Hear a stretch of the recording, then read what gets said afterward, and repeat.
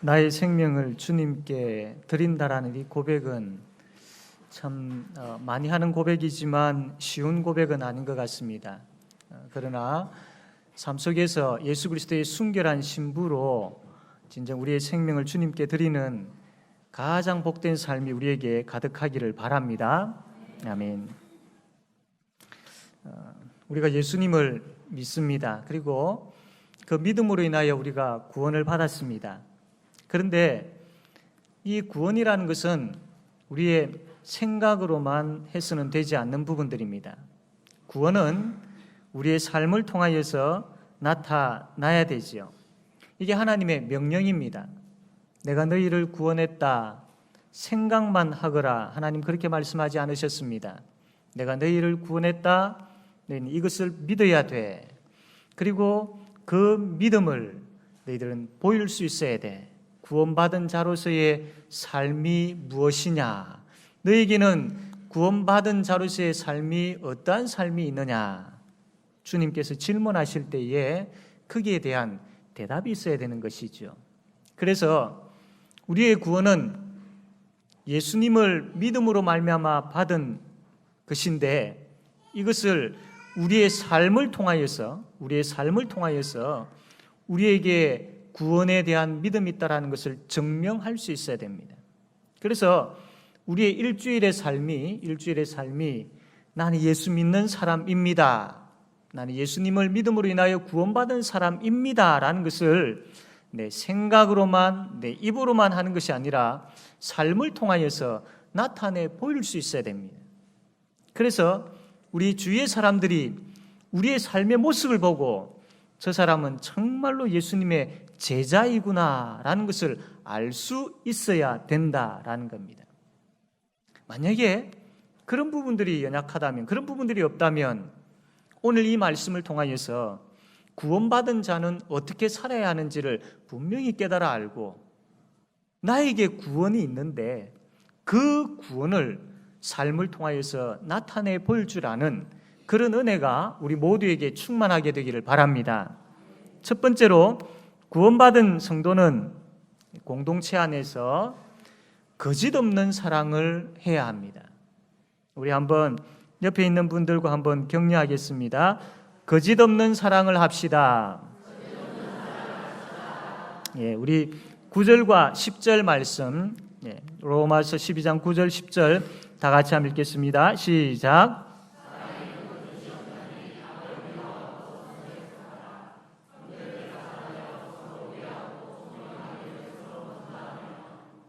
여기 보면 거짓이 없다라는 것은 다르게 표현하면 가면을 쓰지 않았다라는 그런 의미가 여기에 담겨 있습니다. 쉽게 우리가 알기 쉽도록 이야기하면 위선적이지 않다라는 겁니다. 실제로는 사랑이 없으면서 사랑이 있는 채 하는 그런 사랑하지 말라라는 말이죠. 이런 사랑을 어떤 사람들이 많이 하느냐 하면 텔레비에 나오는 배우들이 이런 사랑을 많이 하죠. 배우들은 그 극본에 따라서 연기를 하는 겁니다. 실제의 사랑이 아니라 사랑을 흉내내는, 사랑을 연기하는 것이죠. 이러한 하나님 앞에서 성도들과의 관계 속에서 이렇게 연기하는 그런 사랑해서는 안 된다라는 겁니다. 따라서 우리 성도는 정말로 진실된 사랑을 해야 됩니다. 정말로 가식이 없는 진실된 마음에서 우러나오는 그런 사랑이 우리 제5영도교회 공동체 안에는 충만해야 됩니다. 그래야 건강한 공동체가 될 수 있습니다. 우리 교회를 공동체라고 하지요. 이 공동체 속에는 각기 다른 사람들이 모여 있지만 하나님께서 예수님으로 하나 되게 하셨습니다. 우리를.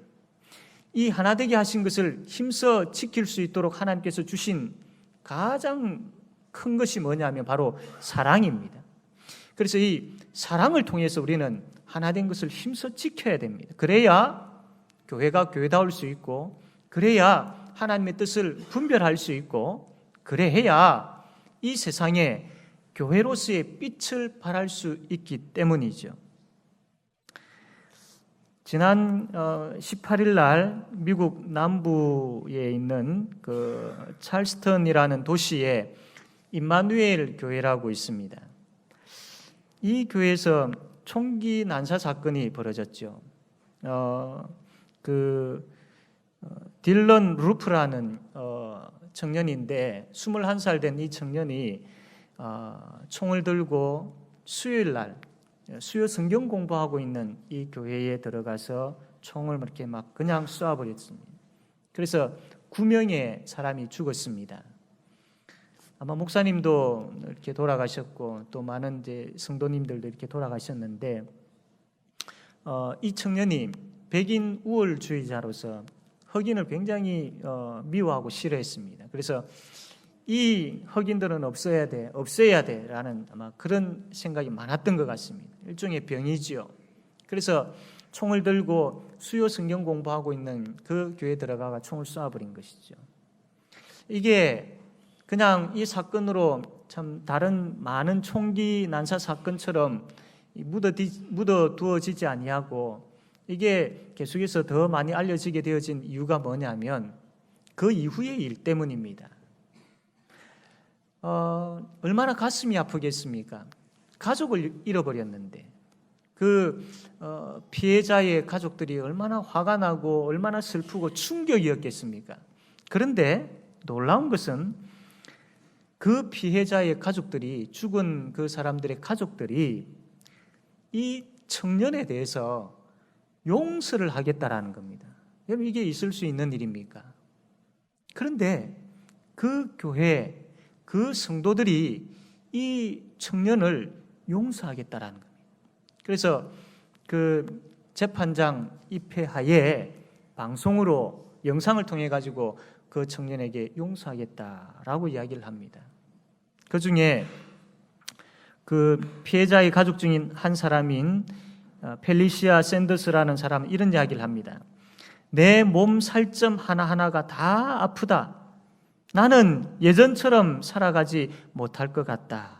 하지만 하나님께서 너에게 자비를 베푸시기를 기도하겠다라고 그렇게 이야기를 합니다. 또 어머니를 잃은 한 소년 네이딘 콜리어라는 이 소년은 이렇게 이야기합니다. 다시는 엄마에게 얘기할 수 없고 엄마를 안을 수도 없지만 나는 당신을 용서하겠습니다. 이런 이야기를 하는 거죠. 그리고 그 임마누엘 교회 성도들이 그 청년을 향하여서 돌아오십시오. 예수 그리스도께로 돌아오십시오. 그러면서 당신을 우리 수요 성경 공부에 초대하겠습니다. 참 놀라운 일이지 않습니까?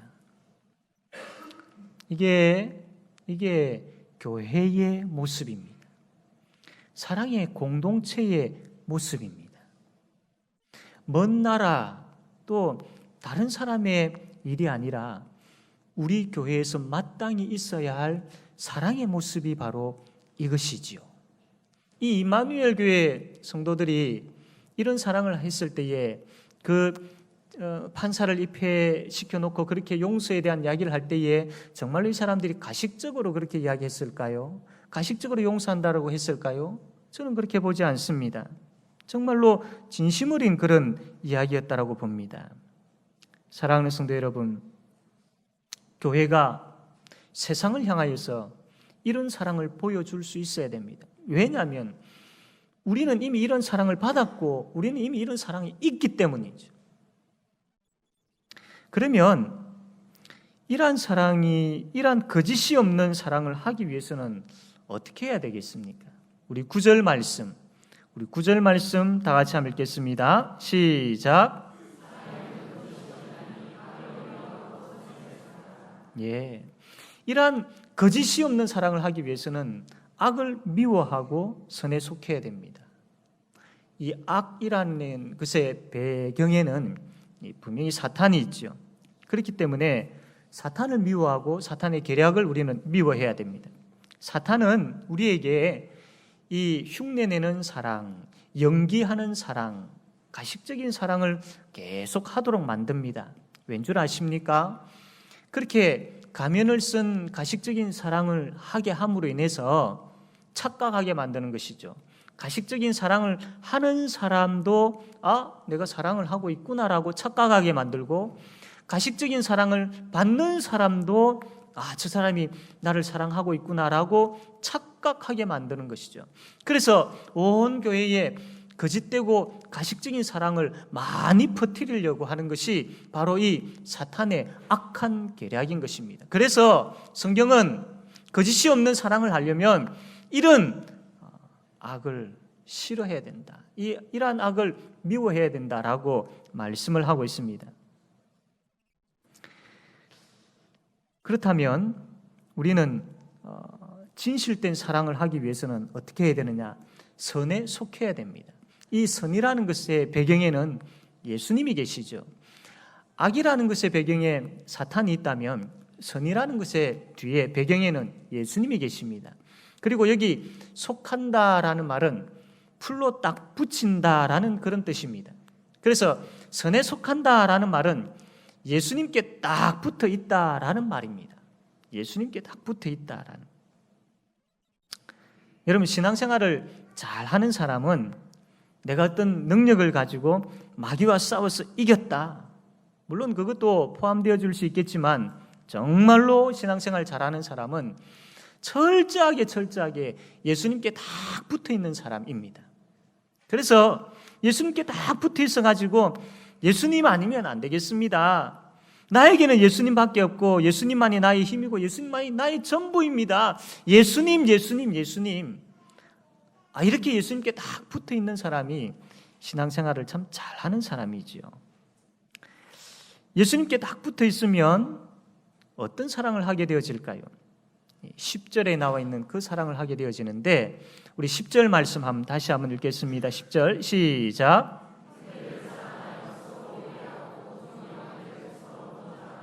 내가 예수님께 딱 붙어 있다라는 증거가 바로 여기 10절입니다. 예수님께 딱 붙어 있기만 하면 성도들을 가족으로 여기며 가족으로 받아들이며 가족으로 사랑하게 되어지고요. 먼저 사랑한다라는 것은 남을 나보다 낮게 여긴다라는 것, 겸손하게 그 사람을 높이며 존중하며 사랑할 수 있게 된다라는 뜻이죠. 예수님께 붙어 있는 사람만이 할 수 있는 사랑입니다. 그러면 어떻게 하면 우리가 예수님께 딱 붙어 있을 수 있을까요? 여러분, 우리 스스로 예수님께 붙어 있을 수 없지요. 하나님께서 붙여 주셔야 예수님께 붙어 있을 수가 있습니다. 근데 복음은 하나님께서 우리를 예수님께 이미 붙여 주셨어요. 십자가라는 풀로 나와 예수님을 딱 하나 되게 해주셨어요. 떨어질 수 없도록 그렇게 하나님께서 십자가라는 풀로 만들어 주셨습니다. 여러분, 이 사실을 믿으십니까? 이것을 그대로 믿음으로 받아들이면 되는 겁니다. 받아들이면 돼요. 다르게 표현하면 형제를 사랑하고 서로 위하고 존경하기를 서로 먼저 하는 그런 사랑을 할 수 있도록 그런 사랑의 DNA를 우리에게 주셨다라는 겁니다. 우리는 그렇게 사랑할 수 있는 사람입니다. 하나님이 그렇게 만드셨다니까요. 그 사랑이 우리에게 있다니까요. 예수님이 우리에게 계시기 때문입니다. 그런데 그럼에도 불구하고 내 속에서 가면을 쓴 사랑의 모습이 나타나고 외식적인 사랑의 모습이 나타나고, 그렇다면 어떻게 해야 되겠습니까? 어떻게 해야 되겠습니까? 여러분, 정말로 이것이 느껴지고 이것이 가슴에 참 내가 이런 사랑하기 싫은데라고 가슴에 와닿게 되어질 때 우리가 할 수 있는 것은요, 다른 것 없습니다. 우는 것밖에 없습니다. 하나님 앞에 우는 것밖에 없습니다. 하나님, 내가 왜 이렇게 되어버렸습니까? 진실된 사랑이 나에게 있어야 되고, 아니 예수님 그 사랑을 주셨는데 내가 언제부터 이렇게 가면을 쓴 사람을 대할 때에 외식적인 그런 사랑으로 사람을 대하게 되었습니까? 우는 수밖에 없습니다. 이런 눈물이 우리에게 계속 있어야 됩니다. 메마르지 아니하는 하나님 앞에 내가 왜 이렇게 되었습니까? 내가 왜 가면을 쓰고 사랑한다라고 그렇게 이야기하는 메마른 자가 되었습니까? 라고 우려해야 됩니다. 정말로 우려해야 됩니다. 그러면서 하나님, 주께서 나에게 베풀으신 그 진실된 사랑이 나도 그 사랑을 가지고 다른 사람 사랑할 수 있도록 그렇게 해달라고 우셔야 됩니다. 사랑하는 성도 여러분, 10절에서 이야기한 그 가족처럼 사랑하고 겸손한 가운데 남을 나보다 더 낫게 여기는 가운데 그 사랑하는 사랑은요, 바로 하나님께서 다른 사람에게 하신 말씀이 아니라 저에게 하신 말씀이요, 우리에게 하신 말씀입니다. 우리가 할 수 없는 것을 요구하고 계시는 것이 아닙니다. 우리가 해야 하고 할 수 있는 것을 10절에서 지금 말씀을 하고 있는 겁니다.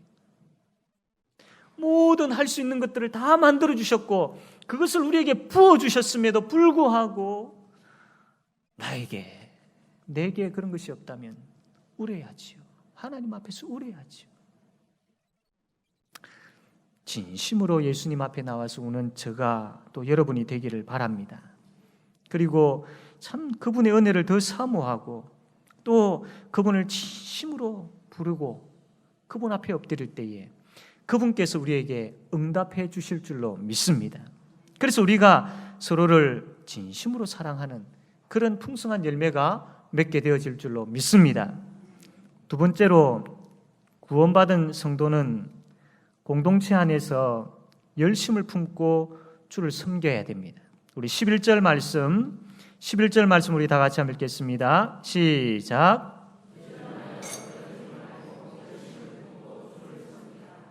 아멘. 일반적으로 게으름의 특징이 뭐가 있지요? 의욕이 없고 또 책임감이 없고 관심이 없다. 이게 일반적인 특징이죠. 그리고 핑계를 잘하고 남에게 잘 맡기는 것, 이게 바로 게으름에 대한 일반적인 특징입니다. 반대로 부지런한 것은 어떤 특징이 있을까요? 부지런한 것의 특징은 열심이라는 것이 있습니다. 이 열심이라는 말은 마음에 열이 있다라는 그런 뜻입니다. 마음에 열을 품은 사람은 굉장히 부지런한 사람이지요. 우리가 주님을 섬길 때에 마음에 뜨거움을 가지고 주님을 섬겨야 됩니다. 우리 주님은 미지근한 것을 굉장히 싫어하지요. 그래서 미지근한 것에 대해서 어떻게 한다고 했습니까? 토하여 버리겠다라고 했습니다. 토하여 내치겠다라고. 그러니까 우리 주님은 미지근한 것을 싫어하지요. 그러므로 우리는 열심을 가지고, 즉 마음의 뜨거움을 가지고 주님을 섬길 수 있어야 됩니다. 우리가 주님을 섬길 때에 내가 무엇을 하고 어떤 것을 하고 라는 생각과 계획을 가져야 됩니다. 그러나 그보다도 앞서 먼저 생각해야 될 것은 내 마음에 주님을 향한 뜨거움이 있느냐라는 것을 먼저 생각해야 됩니다. 뜨거움이 없이 많은 일들을 할 수 있습니다. 그러나 뜨거움이 없이 많은 일들을 할 때에 그것이 하나님 앞에 자칫 잘못하면 진실되지 못하는 일이 될 수 있습니다. 그것으로 인하여서 쉽게 식어버릴 수 있고 낙심할 수 있고 그래서 나중에는 미지근하게 되어버릴 수가 있습니다. 작은 일들을 하더라도 뜨거운 마음을 가지고 주님을 향한 뜨거운 마음을 가지고 하게 되어질 때에 그것에 하나님께서 그 마음을, 그 중심을 보시고 하나님께서 기뻐하시는 것이죠. 요한계시록 3장에 보면 라오디게아 교회를 향해서 주님께서 이렇게 말씀합니다. 열심을 내라. 열심을 내라. 사랑하는 성도 여러분, 이 말씀이 우리의 심령을 찔러 쪼개기를 원합니다. 나를 향한 뜨거운 마음을 가지고 나를 향한 그 뜨거운 마음을 가지고 섬기는 그런 모습을 내가 보기를 원한다. 열심을 내라라고 그렇게 주님께서 말씀을 하고 있습니다. 그렇다면 하나님께서 언제 우리에게 뜨거운 마음을 주실까요? 엠마오로 가는 두 제자가 마음이 참 뜨거웠습니다. 처음에는 그렇지 않았는데 뒤에 예수님을 만나게 되어지고 예수님께서 말씀을 쭉 풀이해 주실 때에 그 말씀을 듣고 두 사람이 하는 이야기가 뭐냐면 그때 우리가 그 말씀을 들을 때에 우리 마음이 뜨겁지 아니하더냐? 너무 뜨거웠어. 그 말씀을 들을 때 너무나도 가슴이 뜨거웠어라고 이야기를 합니다. 느헤미야 말씀을 우리가 보았습니다. 기억을 하실지 모르겠지만 에스라가 이 포로에서 돌아온 이스라엘 백성들을 모아놓고 하나님의 말씀을 쭉 낭독합니다. 그 말씀을 들었던 온 백성들이 거기에 모여서 무엇을 했습니까? 말씀을 들을 때 울었습니다. 그 말씀이 심령을 찔러 쪼개는데요. 그 말씀이 너무나도 가슴을 뜨겁게 하는데 울지 아니할 수 없었던 것이죠. 말씀을 듣고 막 울었던 겁니다. 사랑하는 성도 여러분, 정말로 저와 여러분이 말씀 앞에 이런 뜨거운 반응들이 있기를 원합니다. 성령 하나님께서 말씀을 듣는 우리의 귀와 우리의 마음에 역사하셔서 감화감동하셔서 말씀을 듣는 순간 가슴이 뜨거워지고 그 말씀 앞에 엉엉 울게 되어지는 그 은혜의 복이 저와 여러분에게 충만하게 되어지기를 바랍니다. 말씀이 들리기를 바랍니다. 들었던 그 말씀을 가지고 함께 나누게 되어지기를 바랍니다. 그래서 그 말씀이 실제 삶의 현장에서 뜨겁게 나타나게 되어지는 그런 은혜가 있게 되어지기를 바랍니다. 또 이 열심, 마음이 뜨겁기 위해서는 주님의 사랑이 바로 우리의 뜨거움의 원동력이 되어지는 것이죠. 예수님께서 베드로에게 질문했죠. 너가 나를 사랑하느냐? 베드로가 내가 주님을 사랑합니다. 예수님께서 그 답을 들으시고 내 양을 먹이라 라고 말씀을 했습니다. 열심이라는 것은 열심히 주님을 섬긴 때에 이 뜨거움을 어떻게 공급받을 수 있느냐 하면 주님의 사랑을 통해서 우리가 공급을 받을 수가 있는 것이죠. 사랑하는 성도 여러분, 정말로 주님을 사랑하십니까? 주님을 사랑하십니까? 그 마음이 있어야 됩니다. 임마누엘 교회가 정말로 그 살인자를 용서할 수 있었던 그 힘이 어디에서 났습니까? 바로 주님 사랑하는 마음이 그들에게 충만했기 때문이죠. 주님 사랑하는 것, 이것이 있을 때에 뜨거움이 회복되어집니다. 뜨거움이 충만하게 되어집니다. 스스로에게 질문하시고 답해 보십시오. 내가 주님을 사랑하고 있는지. 사랑하는 성도 여러분, 열심을 내라 라는 주님의 말씀을 기억합시다. 지금 기억합시다. 그리고 다른 어떤 사람이 아니라 저와 여러분이 지금 기억합시다. 하나님께서 이 말씀을 하시는 이유는 우리가 로마서 말씀을 한 장 한 장 순서대로 보고 있기는 하지만 왜 하필 이때에 이 말씀을 주셨고 이 구절의 말씀을 주셨는지, 구체적으로 열심을 내라라고 우리에게 말씀을 강조하고 계시는지를 생각해 보십시오. 왜냐하면 지금 가장 열심이 필요한 때입니다. 지금 가장 우리가 열심을 내어야 할 때입니다. 하나님께서 이것을 너무나도 잘 아셨기 때문에, 우리 교회를 너무나도 잘 아시는 하나님께서 가장 적절한 때에 가장 필요한 말씀을 하고 계시는 것입니다. 뜨거움이 회복되어져야 됩니다. 그러므로 우리가 기도할 때마다 주님을 사랑하는 가운데 주의 말씀으로 내 가슴을 뜨겁게 하여 주셔서 그 뜨거운 마음을 가지고 주님을 섬길 수 있게 해주십시오. 그 뜨거운 마음을 가지고 성도들을 섬길 수 있게 해주십시오. 그 뜨거운 마음을 가지고 이 세상에 나아가서 살게 해주십시오라고 정말로 기도해야 될 때입니다. 하나님 앞에서 뜨거움이 회복되어짐으로 인하여서 부지런하여 게으르지 말고 열심을 품고 주를 섬기는 저와 여러분 되어지기를 바랍니다. 세 번째로, 구원받은 성도의 공동체 안에서는 소망을 가지고 즐거워해야 됩니다. 우리 12절 말씀 다 같이 한번 읽겠습니다. 시작.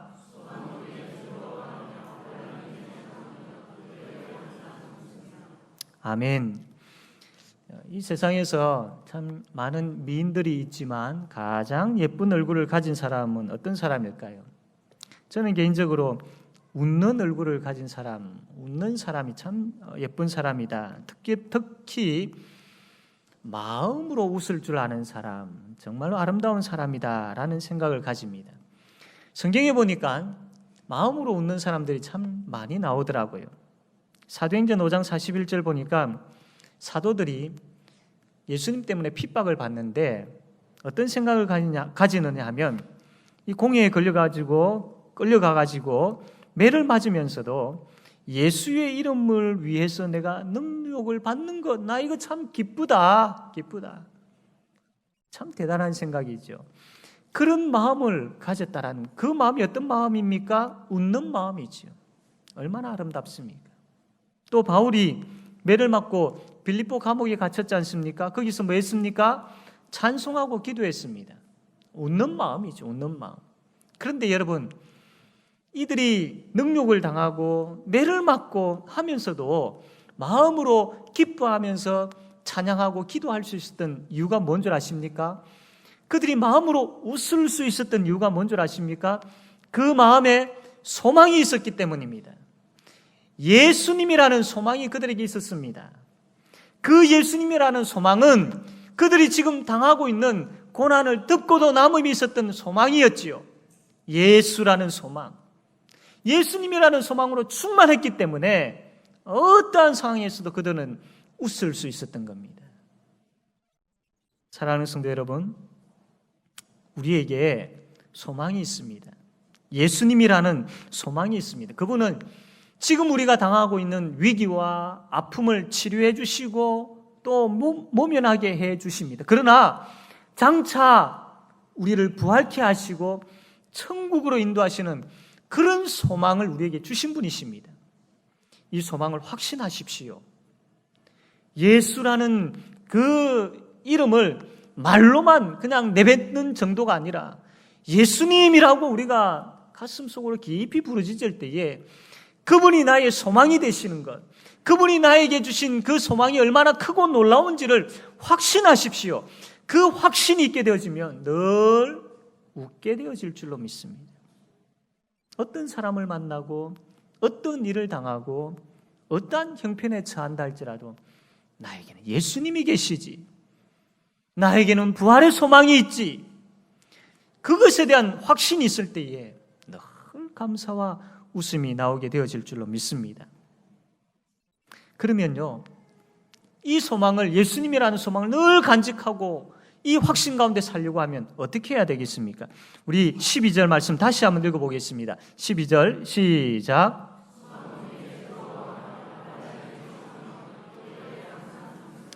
소망 중에 즐거워하고 환난 중에 참으며 마지막에 무엇에 항상 힘쓰라? 그렇습니다. 우리에게 주어진 그 소망이 소망되게 하기 위해서 우리에게 주어진 예수 그리스도의 그 놀라우신 은혜가, 그 능력이 무엇인지를 깨달아 알게 되어지고 그 능력이, 그 은혜가 우리의 삶 속에 깊이 자리 잡게 되어지고 그래서 그것으로 인하여서 늘 기뻐하고 감사하기 위해서는 기도가 있어야 된다. 기도가 있어야 된다. 이 말씀을 하고 있는 것이죠. 기도하지 아니하면요, 소망이 점점 절망으로 바뀌어버립니다. 소망 자체는 그대로 있는데, 소망은 변함이 없는데 우리가 그렇게 된다라는 겁니다. 기도하지 아니하면 긍정이 부정으로 점점 변해버립니다. 기도하지 아니하면 하나님을 보았던 눈이 점점 현실만 보게 되어지는 것이죠. 여러분, 그러나 기도하면 영적인 눈이 열리게 되어집니다. 그래서 하나님 그분이 주신 그 구원의 은혜가 무엇인지, 예수님 그분이 누구이신지에 대해서 영적인 눈으로 분명히 보게 되어지고 현실적인 삶 가운데 주님과 함께 동행하게 되어지는 그런 삶 살게 되어집니다. 기도하면 영안이 열리게 되어지고 영안이 열림으로 말미암아 그분 예수 그리스도, 그분의 말씀이 무엇인지, 말씀의 복이 무엇인지, 우리가 예수 그리스도의 제자로 사는 것이 무엇인지를 알게 되어지고 그 삶을 통하여서 정말로 소망의 기쁨을 누리게 되어지는 것입니다. 많이 지쳐 있지요. 사는 것들이 참 많이 힘이 듭니다. 쉬운 것이 없지 않습니까? 때로는 그만할까 싶은 생각도 아마 들 때도 있을 것이고, 때로는 그냥 멀리 가버릴까라는 생각도 들 때도 있을 것이고, 참 힘이 든다, 힘이 든다. 때로는 가족들에게 말 못할 정도로 참 힘이 든다, 아프다. 이런 여러 가지 많은 참 살아가는 가운데에 많은 어려움들이 있을 수 있을 겁니다. 그런데 여러분, 우리에게는 소망이 있지 않습니까? 예수 그리스도라는 소망이 있지 않습니까? 기도하는 가운데 하나님께서 우리의 눈을 여셔서 그 예수 그리스도라는 소망을 보게 하시고, 느끼게 하시고, 만지게 하시고, 그분께 붙어 있게 하시고, 그분을 사랑하게 하시고, 그분의 사랑이 나에게 충만함을 깨달아 알게 하실 때에 그 살아가는 가운데 피곤하고 지치고 때로는 눈물 나고 포기하고 싶어 하는 모든 것들이 다 해결되어질 줄로 믿습니다. 그렇기 때문에 여러분, 기도해야 할 이유가 바로 여기에 있는 것이죠. 소망의 능력을 회복하기 위해서 우리는 기도해야 됩니다. 기도의 자리를 잃어버리셨습니까? 다시 찾으셔야 됩니다. 그 기도의 자리에서 성령 하나님께서 우리에게 믿음의 눈을 주시고, 그 믿음의 눈으로 우리가 이 땅을 보고 삶을 살아갈 때에 웃게 해 주실 줄로 믿습니다. 이런 은혜가 우리에게 충만하게 되어지기를 바랍니다. 이제 말씀을 맺겠습니다. 구원을 받는다라는 것을 삶을 통해서 보여줍시다. 구원을 받았다라는 것을 삶을 통해서 보여주자라는 겁니다. 거짓없는 사랑으로 우리가 구원받았다라는 것을 보입시다. 부지런하여 게으르지 말고 열심을 품고 주를 섬김으로 우리가 구원받았다라는 것을 보입시다. 소망으로 인하여 웃는 삶을 통하여서 우리가 구원받은 하나님의 백성이다라는 것을 증명합시다. 그래서 구원받은 자가 맺어야 할 마땅한 열매를 통하여서 내 자신뿐만 아니라 주의 몸된 제5영도교회 공동체가 건강하게 든든하게 세워지는 큰 은혜가 있기를 바랍니다.